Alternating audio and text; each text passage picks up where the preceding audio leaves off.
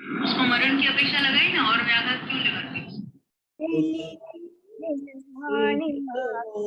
वंदना शतबार है, वंदना शतबार है।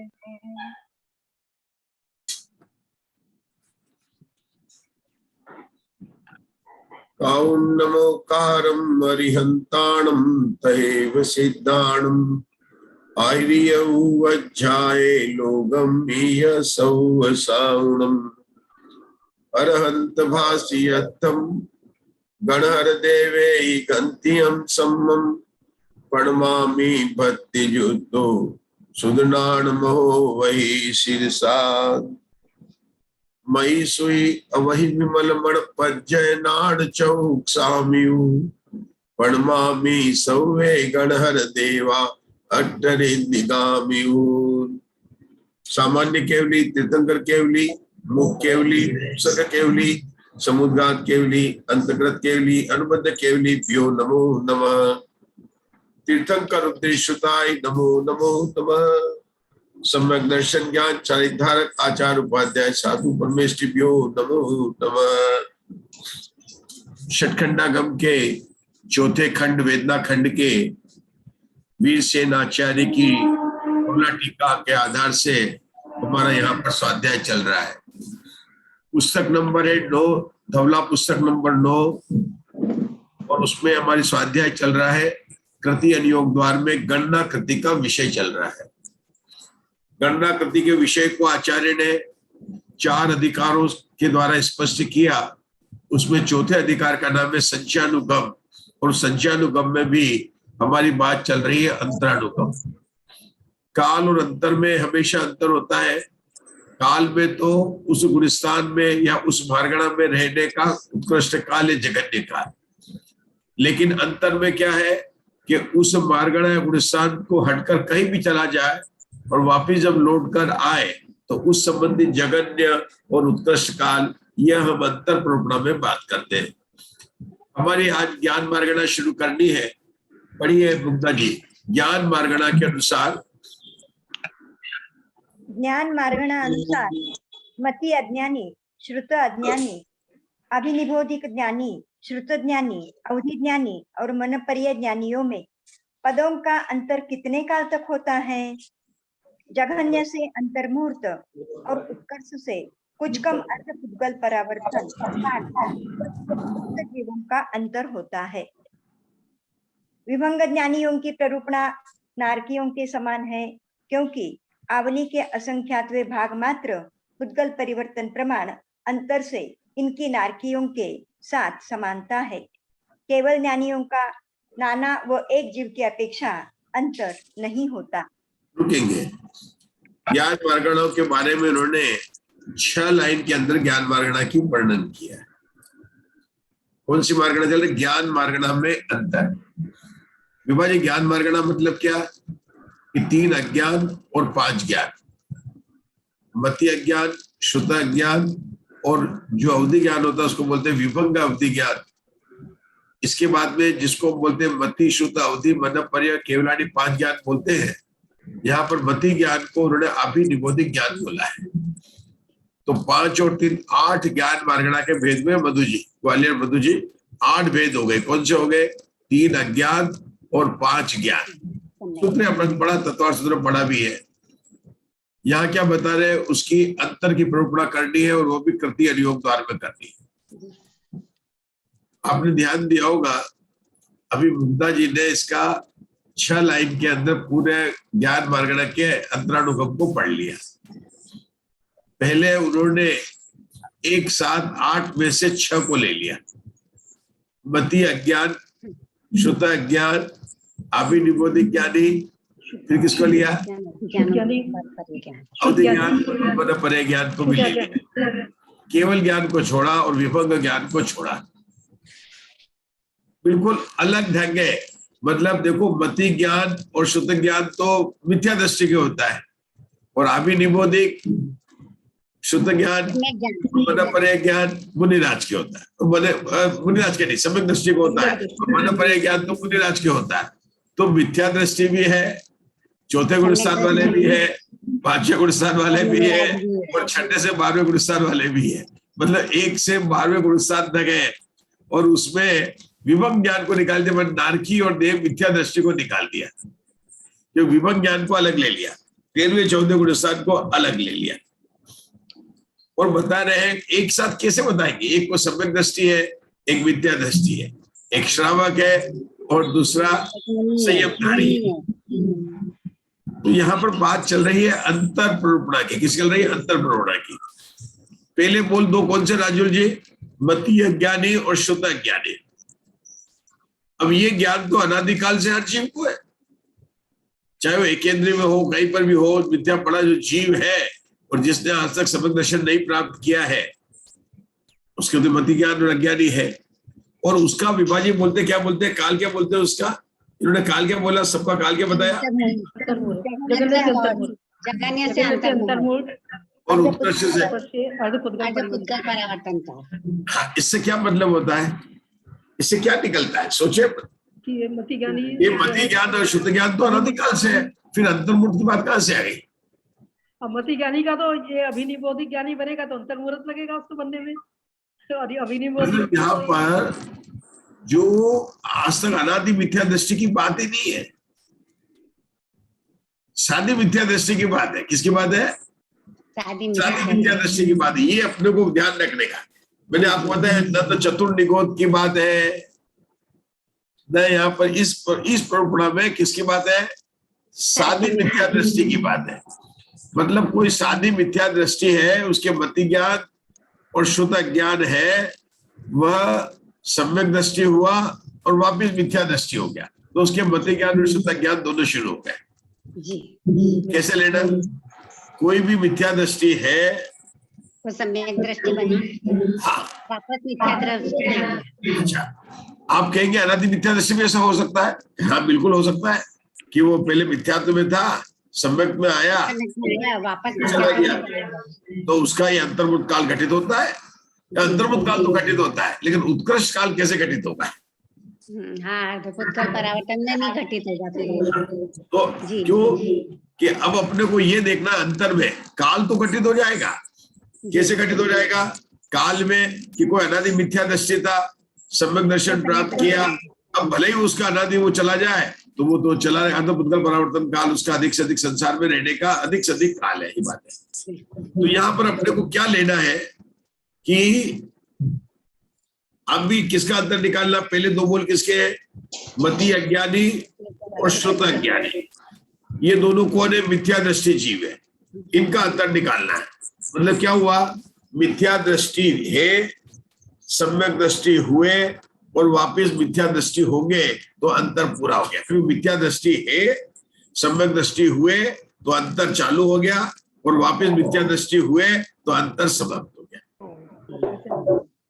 प्रौढ़ जी, ज्ञान मार्गणा शुरू हुई, आपका पुस्तक है, पढ़िए, पहली लाइन पढ़िए, क्या लिखा ज्ञान मार्गणा की? मति अज्ञानी, शुद्ध अज्ञानी, ज्ञान मार्गणा के अनुसार मति अज्ञानी, शुद्ध अज्ञानी, अभिनिबोध हाँ आवाज आ रही है आपकी? अवधि ज्ञानी और मना पर्य ज्ञानी है। थोड़ा डिस्टर्बेंस आ रहा है। अच्छा, डिस्टर्बेंस भी आ रहा है। कहाँ से? प्रवीणा जी का। अच्छा, बंद कर दीजिए। चलिए, कोई बात नहीं। अपन ने पढ़ा है तो आप लोग अपनी पुस्तक में देखेंगे। इसका मतलब क्या हुआ कि मति ज्ञानी अज्ञानी थे, सम्यक दृष्टि हुए, अंतर्मुहूर्त में वापिस मिथ्या दृष्टि हो गए तो अंतर्मुहूर्त हो गया। बराबर। अब वो सम्यक दृष्टि रहे, सम्यक दृष्टि रह सकते हैं, बिल्कुल पूरे अर्धपुद्गल परावर्तन काल तक रहेंगे और अंत में पहले मिथ्यात्व में आएंगे, फिर वापिस सम्यक दर्शन हो जाएगा। कोई बात नहीं। बोला अधिक से अधिक ऐसा हो सकता है कि जीव को जाना तो मोक्ष में है, लेकिन अधिकतर काल किसमें बिताया उसने? कि सम्यक दर्शन में बिताया। अंत में वापस एक बार मिथ्यात्व में आके फिर सम्यक में आके श्रेणी में चढ़कर ऊपर चला गया, ऐसा हो सकता है। इसमें कोई बात नहीं है, क्योंकि अंत में जो है, जैसे अपन कहते हैं, ऐसा कौन हो सकता है? अरे हमने नरकों में देखा है, जाके वहां पर 3 अंतर्मुहूर्त में सम्यक दृष्टि हो जाता है, 33 सागर तक वो सम्यक दृष्टि रहता है, फिर अंत के 3 मुहूर्त के पहले फिर मिथ्या दृष्टि होता है, फिर निकल के आ जाता है। तो ऐसा हो सकता है। सम्यक दृष्टि में कैसे लेना, जो अभिनिबोध ज्ञानी है, श्रुता ज्ञानी है, मनपर्य ज्ञानी, उनमें कैसे लेना, ये सब सम्यक ज्ञानी है। ये हटकर क्या हुआ, मिथ्या दृष्टि हुए तो वापिस सम्यक दृष्टि हो गए, अंतर्मुख काल तक रहा। मिथ्यात्व में गए तो जो कि सब सम्यक दृष्टि है, तो अधिक से अधिक इनका काल अर्धपुद्गल परावर्तन काल होगा। ये बात यहाँ पर सिद्ध हो जाती है। आज बात बड़ी सरल हो गई है, उषा जी एकदम सरल हो गई आज, है ना। एक सवाल है सर। हाँ बोलिए बोलिए। मनपर्य ज्ञानी का कैसे दिखाएंगे? मनपर्य ज्ञानी उपार्ध पुद्गल परावर्तन तक रह सकता है? ये इसलिए कि मनपर्य, हाँ क्यों नहीं कर, मनपर्य ज्ञानी वो नहीं लिया इन्होंने, ऋजुमति विपुलमति ने लिया। तो मनपर्य ज्ञानी दो में से एक ही होंगे ना?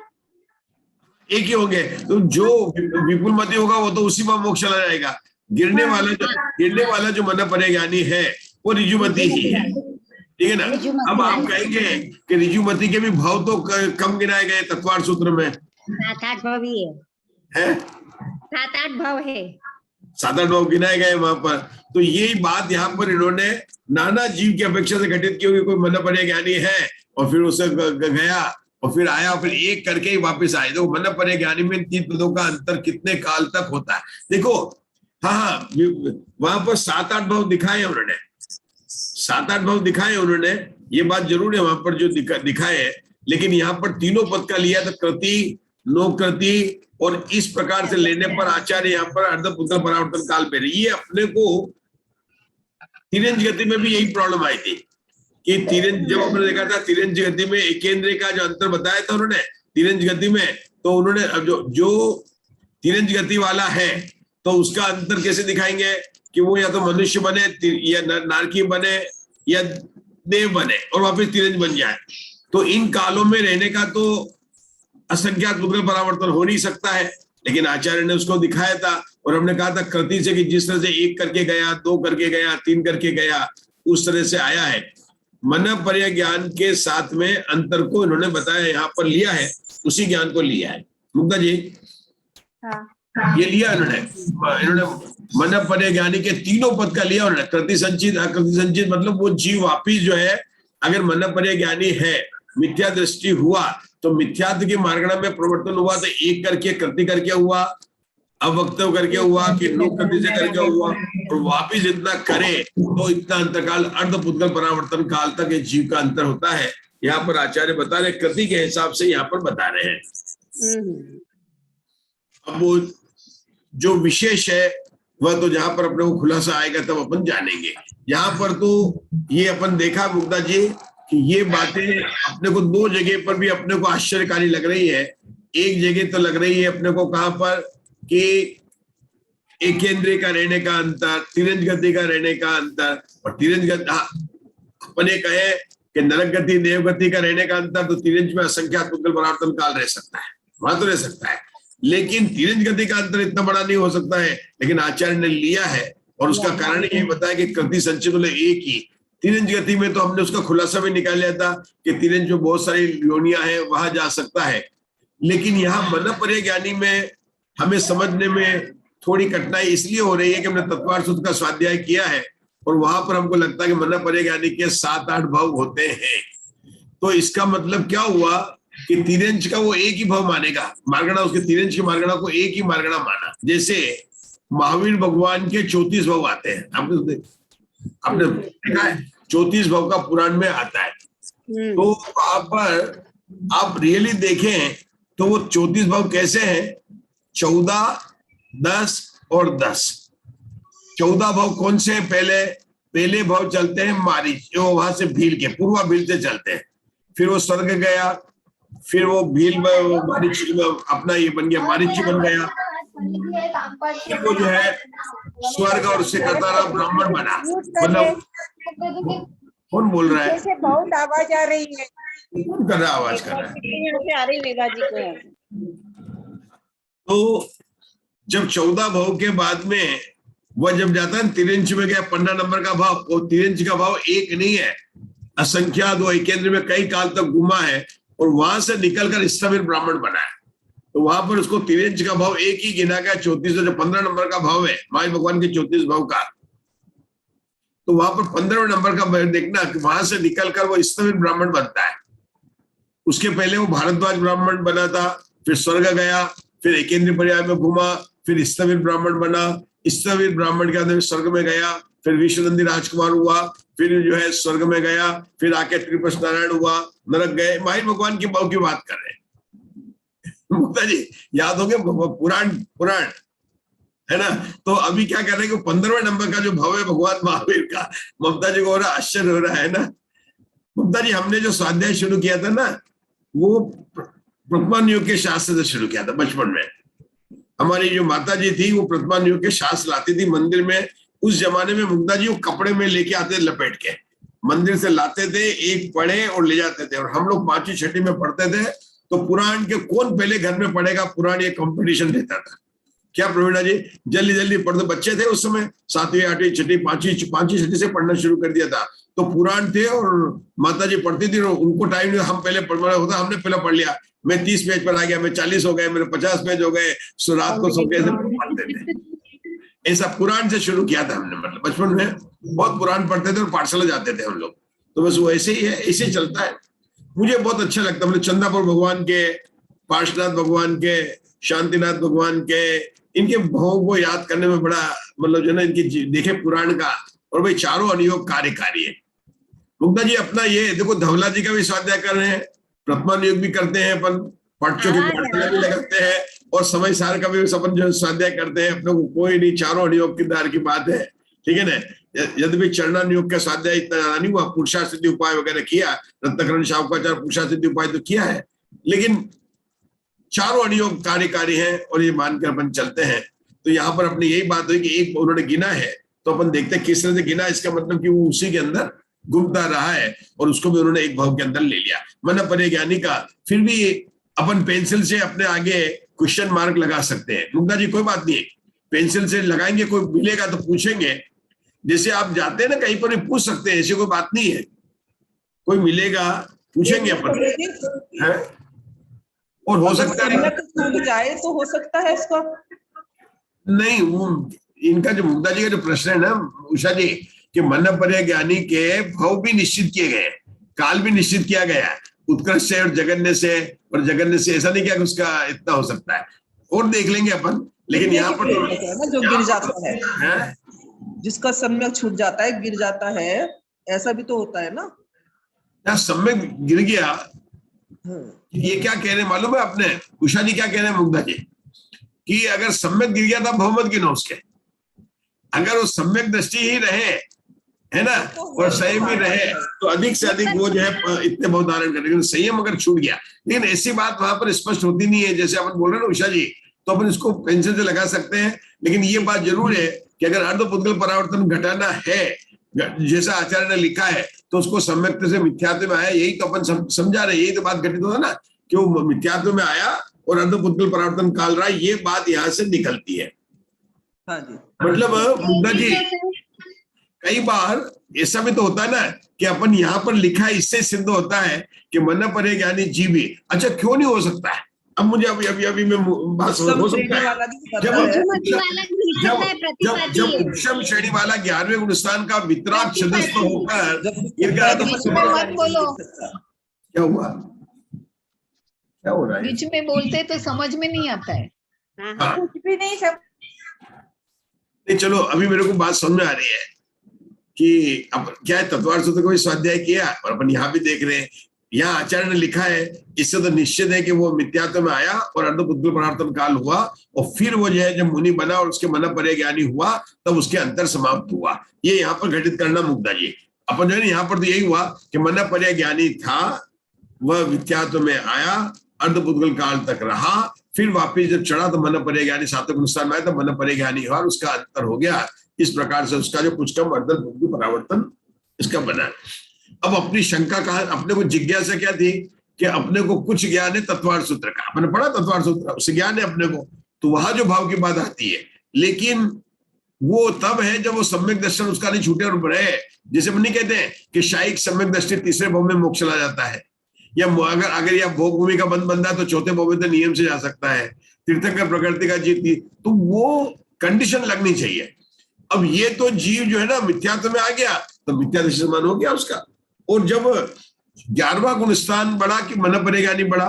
11वां गुणस्थान में वितराग सदस्य है। 6ठे 7वें गुणस्थान के मन परेगानी के भी संतुलन कषाय है, और 6ठे 7वें गुणस्थान में है तीव्र और मंद कषाय दोनों चलेगी उसके, मतलब तीव्र संजलन और मंद संजलन का उदय है। जबकि वितराग सदस्य वाला 11वें गुणस्थान में जाकर वहां पर एक समय में मरण करके चौथे में आकर पहले गुणस्थान में आकर अर्धपुद्गल परावर्तन काल को जा सकता है, ऐसी भी बात है। और ये तो मैंने कहीं नहीं पढ़ा कि मन परे ज्ञानी उपशम श्रेणी नहीं चढ़ता है। मन परे ज्ञानी उपशम श्रेणी चढ़ सकता है। हाँ, अपन ने ये तो सुना कि आहारक शरीर मन परे ज्ञानी, देखो जितना अपन सोचते हैं उषा जी कितना क्लियर हो रहा भी। अपन ने ये कहा पढ़ा अपने मन परे ज्ञानी उपशम श्रेणी नहीं चढ़ सकता है, चढ़ सकता है। और उपशम श्रेणी चढ़ा तो उसके एक समय में मरण होगा, अर्धपुद्गल परावर्तन काल पर गएगा। तो मुग्धा जी स्पष्ट हो गया, मतलब अपने को ये स्पष्ट हो गया कि अर्धपुद्गल परावर्तन काल कैसे घटित होता है। ठीक है ना ममता जी? क्योंकि मन परे ज्ञानी है, मतलब श्रेणी भी चढ़ सकता है।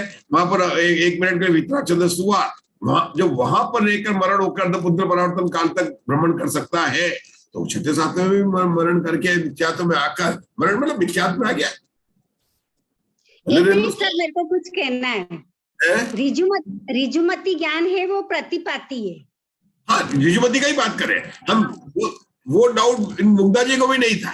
जी जी, ऋजुमति की बात कर रहे, विपुलमति की थोड़ी बात कर रहे। विपुलमति में जानते विपुलमति, सर्वावधि और ये जो परमावधि वाले, ये तो उसी भव में मोक्ष आते हैं, ये सब तो उसी भव में मोक्ष आते हैं। चलिए, बहुत अच्छा हो गया, अच्छा चर्चा हो गया। अब विभंग ज्ञानी की बात करते हैं। अब क्या आया? विभंग ज्ञानी मतलब, वैसे विभंग ज्ञानी मनुष्य तिरंज भी हो सकता है। इन्होंने लिखा नारकियों के समान है।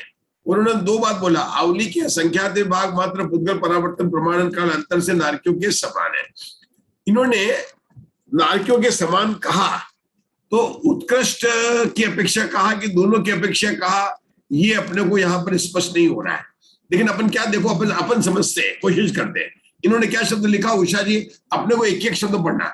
विभंग ज्ञानियों की प्ररूपणा नारकियों के समान है, अर्थात विशेष क्या है कि उत्कृष्ट से वो जो है असंख्यात दल परावर्तन काल तक भ्रमण करते हैं। अब ये बात तो अपने समझ में हो गई कि नारकी क्या था, कोई विभंग ज्ञानी कोई नारकी लिया, निकल गया, वहां से निकला और तिरंज में घुमा, असंख्यात पुद्गल परावर्तन काल तक घुमा और फिर वापस नारकी बना, फिर विभंग ज्ञानी आ गया, तब भी बन सकता है। या देव वगैरह कहीं भी आया और उसको विभंग ज्ञान हो गया, कहीं भी बन सकता है, उसको बना तो उसकी ये उत्कर्ष घट जाता है। अब नारकियों के समान अशोका जी अंतर्मूढ़ घटित किया था। क्या किया था? अंतर्मूढ़। अब विभंग ज्ञान है तो कोई देव और नारकी, अपन चर्चा कर रहे हैं। मैंने आपको परसों बताया, अपन सोचेंगे, क्योंकि यहाँ तो आचार्य ने लिखा नारकियों के समान है, और नारकियों के समान में पता है कि जगन्य काल अंतर्मूढ़ और उत्कृष्ट काल असंख्यात पुद्गल परावर्तन। हमने निकाला था कि जगन अंतर्मूढ़ कैसे है कि नरक से निकला, एक छोटा भव अंतर्मूढ़ का धारण किया और वापिस नरक में आया तो अंतर समाप्त हो गया। ये बात अपन जान चुके। तो नारकियों के समान कहा तो दोनों पद हो गए, अंतर्मुत हो गया और उत्कृष्ट से असंख्यात पुद्गल परावर्तन काल। तो राजू जी उत्कर्ष समझ में आ गया आप लोगों को। अब जगन्य की बात करते हैं। जगन्य की बात करते हैं, विभंग ज्ञानी है, कोई भी है, मनुष्य तिरंज है, विभंग ज्ञानी है, समय दृष्टि हुआ, एक अंतर्मुठ के लिए रहा, वापिस मिथ्यात्व में आ गया तो अंतर्मुठ घट जाता है।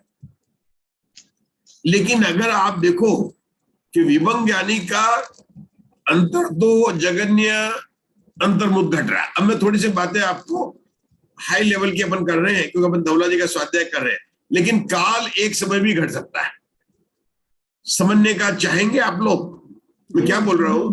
विभंग ज्ञानियों का जगन्य अंतर तो अंतर्मुख घटित हुआ जो यहां लिखा है, और अपन ने समझ लिया क्या था कि कोई भी है, मनुष्य तिरंज हो सकता है, विभंग ज्ञानी है, अंतर्मुठ में उसका चेंज हुआ, नरक में भी हो सकता है, नरक में भी अवधि अंतर्मुठ में जो है रहा, सम्यक दृष्टि हुआ, फिर मिथ्या दृष्टि हो गया, कहीं भी रह सकता है। तो अंतर, क्योंकि पहले गुण स्थान में रहने का काल अंतर्मूर्त है, अपने बड़े जगन्य काल अंतर्मूर्त है, तो इसलिए अंतर्मूर्त घटित हो जाएगा उसका, और सम्यक दशा में रहेगा तो अंतर्मूर्त रहेगा। ये बात तो समझ में आ गई।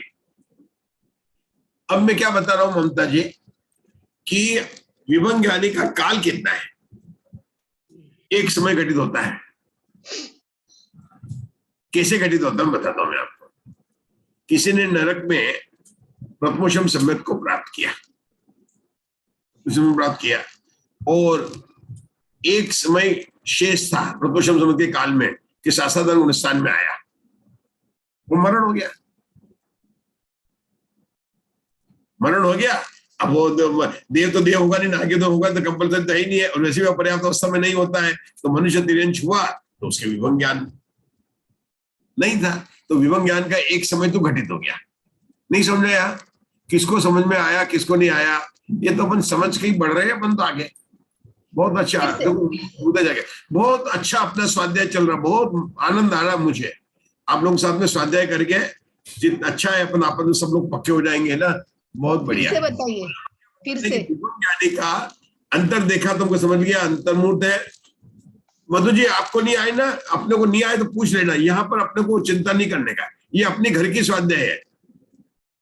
यहाँ कोई बड़ा प्लेटफॉर्म मत समझना कि नहीं में आ रहा है। बोले आप क्या होता है मुग्धा जी, बड़े बड़े प्लेटफॉर्म में कौन क्या सोचेगा, ये होगा। अपना तो घर का प्लेटफॉर्म और घर की स्वाध्याय, कोई बड़ा नहीं, बड़ा तो अपने केवल ज्ञानी है, कोई नहीं, ना हम और ना अपन, सब केवल ज्ञान की। क्या गंधर्व भगवान भी केवल ज्ञान के आगे नहीं है, तो अपन कौन होते हैं? तो इसलिए आप बराबर पूछिए। अपनी बात चल रही थी, विभंग ज्ञानी की बात चल रही थी, तो विभंग ज्ञानी में अपने जगन्य काल अंतर्मूल और उत्कृष्ट काल अर्धपुद्गल परावर्तन, अपने असंख्यात पुद्गल परावर्तन काल। विभंग ज्ञान में कितना घटाया अपन ने? चला गया एक समय फिर से बताइए। असंख्यात अनंत काल तक रह सकता है, इतने पुद्गल परावर्तन। बोला असंख्यात पुद्गल परावर्तन, असंख्यात का प्रमाण कितना? अवलिका असंख्यात, ये बात करते। अब केवल ज्ञानी की बताया।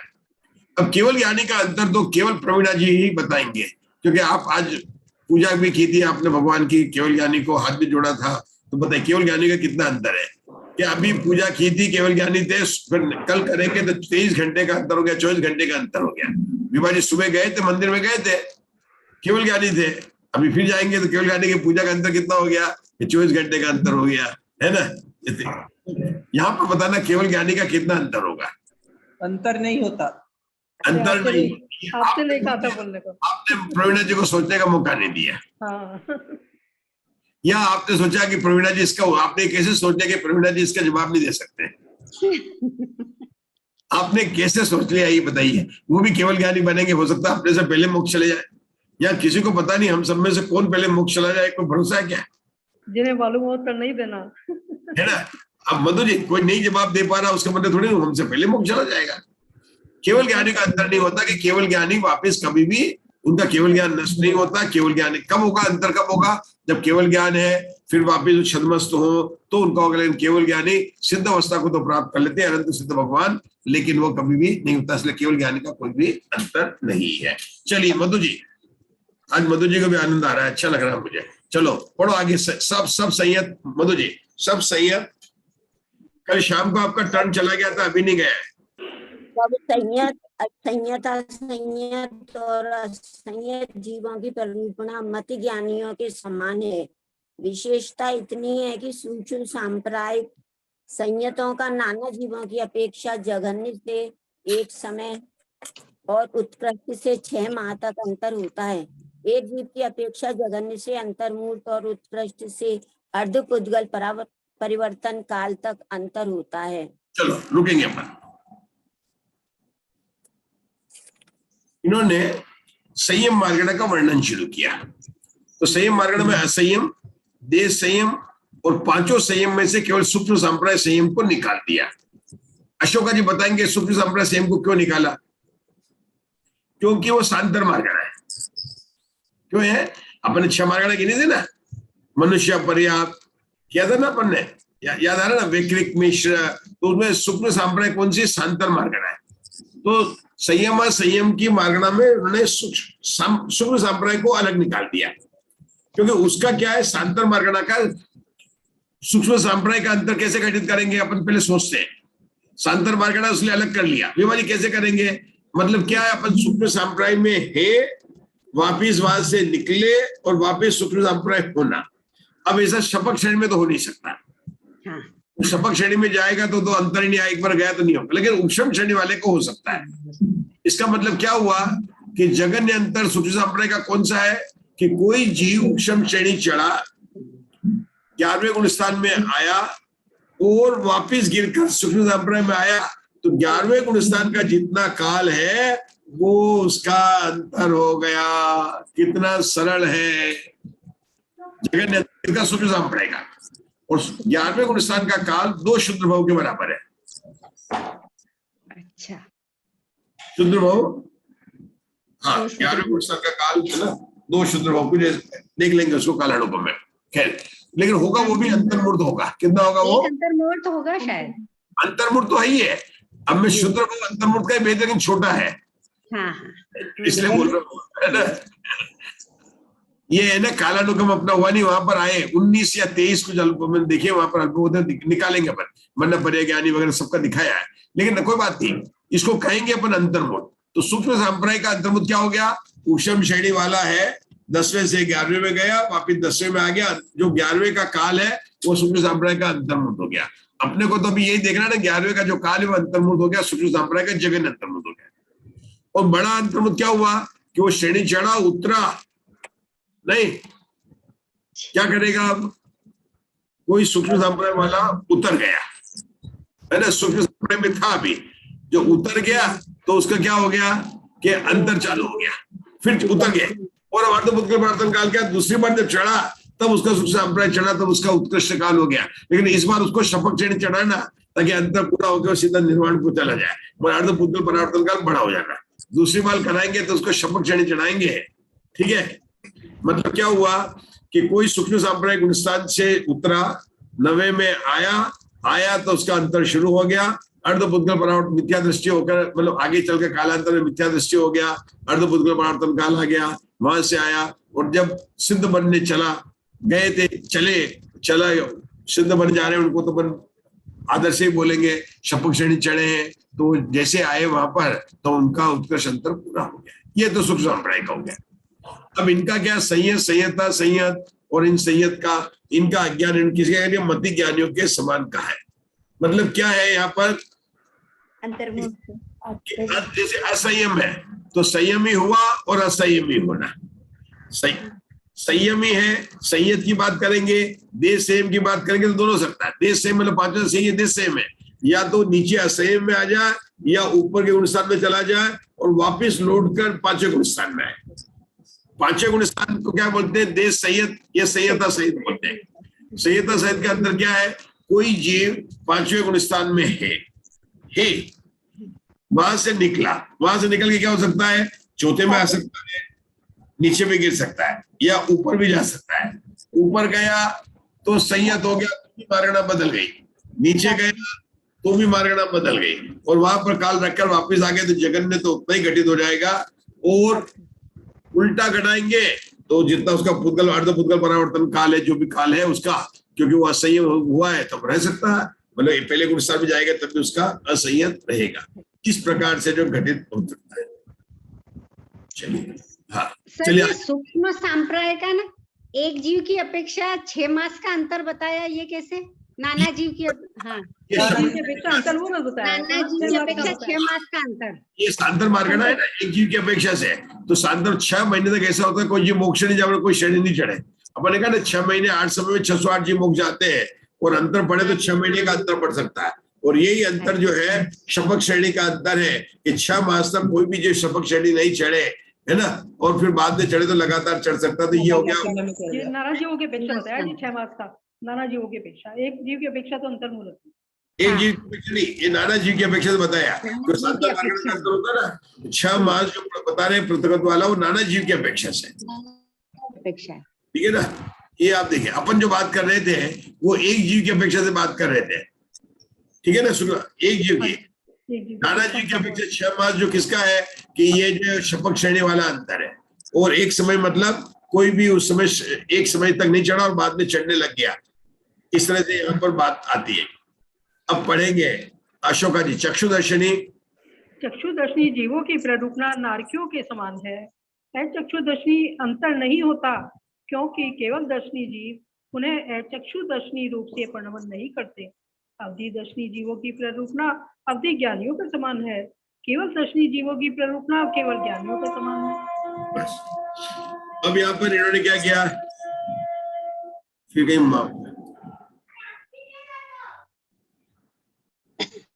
हाँ मैंने सबको म्यूट कर दिया। अब यहाँ पर अपने दर्शन मार्गना शुरू हो गए। चक्षु, अचक्षु, अवधि और केवल दर्शन हुआ। पहले अपन सरल सरल समझ लेते हैं। केवल दर्शन में अंतर नहीं है, क्योंकि केवल दर्शन वापिस कभी दर्शन नहीं होता है। बराबर हो गया। केवल दर्शन में क्या अंतर होगा, एक बार केवल दर्शन जैसा केवल दर्शन में है वैसे ही अचक्षु दर्शन में भी बताया। अचक्षु दर्शन तो होता है, लेकिन एक बार अचक्षु दर्शन कब खत्म होगा, जब केवल ज्ञान होगा, और केवल ज्ञानी फिर चक्षु दर्शन नहीं होते। तो अवधि दर्शनी और केवल दर्शनी में कोई भी अंतर नहीं है। अब रहा उन्होंने किसकी विभंग ज्ञानी वालों का जो बताया ना, अवधि दर्शनी का बताया उन्होंने ना, और उसकी बात बताई, बाकी दर्शनों की बात बताई। तो देखिए बाकी दर्शनों का अपन विचार कर लेते हैं। यहाँ पर कैसे बता दे, देखो सुनो अपन। चक्षु दर्शनी जीवों की प्ररूपणा नारकियों के समान है। नारकियों में क्या कहा था, अंतर्मुख और अग्नि से अधिक किधर रहता, असंख्यात पुद्गल परावर्तन काल। अब कोई चक्षु दर्शनी है, मतलब 4 इंद्रिय का जीव है, मरकर एक छोटा बहुत धारण किया, क्या हुआ, 3 इंद्रिय 2 इंद्रिय 1 इंद्रिय हुआ, और वापिस चक्षु दर्शनी हो गया। तो जगन्य अंतर घट गया अंतर्मुख का, और गया 1 इंद्रियों में अनंत काल तक रहा। इसलिए क्या कहा उन्होंने, नारकियों के समान है। बहुत सरल है। देखो आज आप लोगों को सरल लग रहा होगा ऐसा मुझे आशा, कल थोड़ा सा कठिन लग रहा था, उसके पहले सरल लग रहा था। ये तो धवला जी का स्वाध्याय ऐसा ही है, सरल कठिन सरल कठिन सरल कठिन सरल कठिन ऐसे ही चलेगा।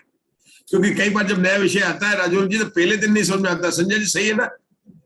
अब आज कितना सरल लग रहा है, चक्षु दर्शन का समझ में आ गया, चक्षु दर्शन का अपने समझ में आ गया, केवल ज्ञानी समझ में आ गया। चक्षु दर्शन का करना मतलब क्या, वो चक्षु दर्शनी नहीं था, अचक्षु दर्शनी हुआ, फिर चक्षु दर्शनी हो गया, अंतर समाप्त हो गया। अचक्षु दर्शनी हुआ मतलब क्या हो गया, 4 इंद्रिय जीव था, 3 इंद्रिय 2 इंद्रिय केंद्र 1 इंद्रिय हुआ, एक भाव धारण किया, वापिस 4 इंद्रिय हो गया, जगन अंतर हो गया, अधिक से अधिक रहा तो असंख्यात पुद्गल परावर्तन चला गया, निगोद में चला गया, रहेगा असंख्यात पुद्गल परावर्तन काल तक रहेगा। हो गया दर्शन, बहुत बढ़िया। चलिए अब आप पढ़ेंगे संजय जी। कृष्ण नील, अब लेशा मार्गण आ गई। कृष्ण नील और कापोतलेशा वाले कृति संचितों का अंतर कितने काल तक होता है। एक जीव की अपेक्षा जघन्य से अंतर्मुहूर्त और उत्कर्ष से 33 सागरोपमों से कुछ अधिक अंतर होता है। तेज, पद्म और शुक्ल लेशा वाले जीवों की प्ररूपणा नारकियों के समान है। देखेंगे 3 अशुभ लेशा का उन्होंने ग्रुप बनाया, और मालूम है इसमें क्या लिया, कृति संचित लिया। ध्यान दिया आपने यहाँ पर। एक्चुअली मुग्धा जी, ये तो अपन स्वाध्याय कर रहे हैं समझने के लिए। इस स्वाध्याय का तो अपने को ये फल मिल रहा है कि अपने को धवला पुस्तक पढ़ने की हिम्मत आ रही है, हिम्मत आ रही है, हिम्मत आ रही है। अभी इन्होंने देखो कहां पर कृति संचित लिया है, कहां पर तीनों पद लिया, ये भी लिस्ट बना सकते हैं अपन। आज मेरा विचार आ रहा है, क्योंकि विभा जी बढ़ना तो पड़ेगा ना आगे। आप 2 साल से 3 साल से अपन स्वाध्याय कर रहे तो बढ़ी रहे ना। छड़ालस से छठकंडा कम पर आ गए नहीं, छड़ालस से छठकंडा, हमने छड़ालस से शुरू किया था स्वाध्याय। विभा जी ने हमारा कोरोना काल में बनाया था स्वाध्याय का, रुचि है, छठकंडा कम पर आ गए, कोई बात नहीं। तो यहाँ पर ये बनाना है। इन्होंने क्या किया कि अशुभ लेशा में कृति संचित लिया है इन्होंने, नो कृति और अवक्ता ने लिया, क्योंकि ये एकेंद्रीय जीव है ना। तो वह 1 करके 2 करके उस तरह से कृष्णलेशा नीलेशा में नहीं आएंगे, वो 3 से अधिक ही आएंगे। तो कृति संचित उन्होंने ले लिया। ये बात यहाँ पर अपने को नहीं, कहां पर कृति संचित लिया कहां पर नहीं लिया, ये बात अपने यहाँ पर समझ में आ जाती है। अब इन लेशाओं से क्या है कि इनसे शुभ लेशाओं में आना है ना। अब देखो इन्होंने अंतर क्या दिखाया, विभाजित 33 सागर के लिए, और अपन को 33 सागर में कृष्ण लेशा लेके किसकी याद आई आपको, विभा जी बोलना तो पड़ेगा आपको। 7वें नरक के कृष्ण लेशा 7वें नरक की बात आ गई, लेकिन अपन काल की बात नहीं कर रहे हैं, अपन अंतर की बात कर रहे हैं। इसलिए 7वें नरक को याद नहीं कर, क्योंकि 7वें नरक तो कैसे घटित होगा, के बाद वो समय घटित होगा। लेकिन अपने को है ना कृष्ण लेशा देखिए नारकी होगा, नारकी होगा 33 सागर वाला होगा, नहीं नहीं, कोई मनुष्य और तिर्यंश है, मनुष्य को लो आराम से, वो कृष्ण लेशा में था और वो 5वें गुणस्थान को प्राप्त किया। अब उसके नहीं हुई, फटाफट वो जो है मुनिराज बन गए, उपशम श्रेणी चढ़े, और सर्वार्थ सिद्धि में चले गए, सर्वार्थ सिद्धि के देव बन गए। वहां से वो आए और फिर अंत उनके शुक्लेशा में आए, अंतर्मुख काल में उनके क्या हो गई कि कृष्णलेशा हो गई, तो अंतर पूरा हो गया। इस तरह से जो सर आप म्यूट हो गए हैं सर। तो इस तरह से अंतर आ जाता है, आपको दिखा ना, आपको ये अंतर सिद्ध हो गया। और एक जीव के अपेक्षा अंतर्मुठ कितना हुआ, केवल अंतर्मुठ काल के लिए रहा और फिर लेशा यहाँ तो बदल सकती, मनुष्य तिरंज है, इनका लेशा काल अंतर्मुठ है, कहीं भी आप बदल कर आपको ला सकते हैं। तो ये बात बिल्कुल स्पष्ट हो गया अशोका जी, बहुत अच्छा लग रहा है आज हमको। कृष्ण लेशा वाला 33 सागर का घटाया, लेकिन याद किसको करना है, सर्वार्थ सिद्धि में ले जाना है। कोई मनुष्य है क्या पांचवें नर का जीव वो चौथे गुण स्थान वाला लेना, चौथे गुण स्थान वाला है या पहले से चौथे, कोई भी गुण पहले से चौथे वाला ले लो। कृष्ण लेशा में है, लेशा बदली, पांचों गुण स्थान कराओ, छठा कराओ, मुनिराज बन गए, शपक श्रेणी ऊपर भी चढ़ा दो, उपशम श्रेणी भी चढ़ा दो, शपक नहीं चढ़ाना नहीं तो अंतर नहीं मिलेगा, फिर वो आएंगे नहीं। और फिर उसको सर्वार्थ सिद्धि में 33 सागर तक रखा, फिर निकाल के आए तो और वापिस जो चौथे गुण स्थान में आए, तो जो सर्वार्थ सिद्धि से आएगा तो उसकी लेशा तो वही रहेगी, शुक्लेशा रहेगी, लेकिन अंतर्मुठ काल में पलट कर वो वापिस शुक्लेशा हो जाएगी कि मनुष्यों के जो है जो अभी उस काल में बहुत बढ़िया। अब आगे का देख लेते हैं अपन। तेज पद्म शुक्लेश्वर जी की प्रॉब्लम नारकियों के समान, नारकियों के समान क्या है मधु जी, आप लोगों को याद हो गया, जैसे प्रभुपति तपावन याद होता ना, प्रभुपति तपावन में पावन चरण आयो शरण जी, नारकियों की प्ररूपणा के समान अर्थात जगन निकाल अंतर्मूल और उत्कृष्ट से असंख्यात पुद्गल परावर्तन काल, इसे भी याद हो गया। नारकी की प्ररूपणा के समान क्या मतलब, जगन्य काल अंतर्मूल और उत्कृष्ट काल असंख्यात पुद्गल परावर्तन। आप अनम्यूट मत करो, राजी के उधर से बहुत डिस्टर्ब आता है। हाँ चलिए, तो ये हो गया। अब चलो आगे पढ़ो, पढ़िए प्रवीणा जी आगे का, ये अपना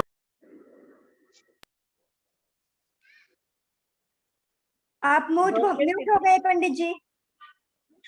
चलो आगे का पढ़िए आप, भव्य सिद्धिक वाला प्रवीणा जी। जीवों का अंतर नहीं होता, क्योंकि सिद्ध जीवों का पुनः भव्य स्वरूप में परिणमन नहीं होता है।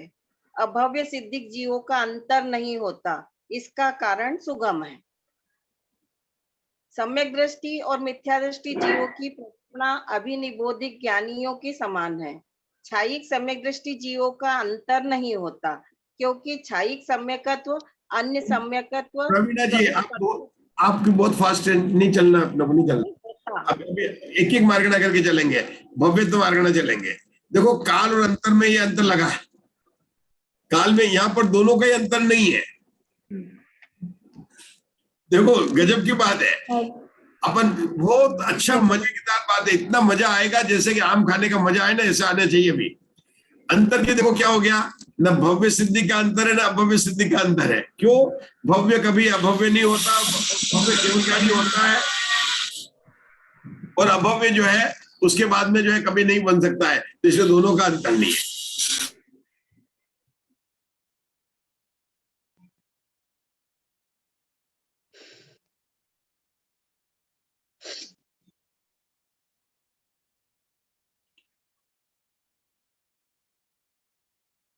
हम बहुत कम लोग हैं, 12-13 जने हैं, यदि शोर होता है तो म्यूट करके रखा है।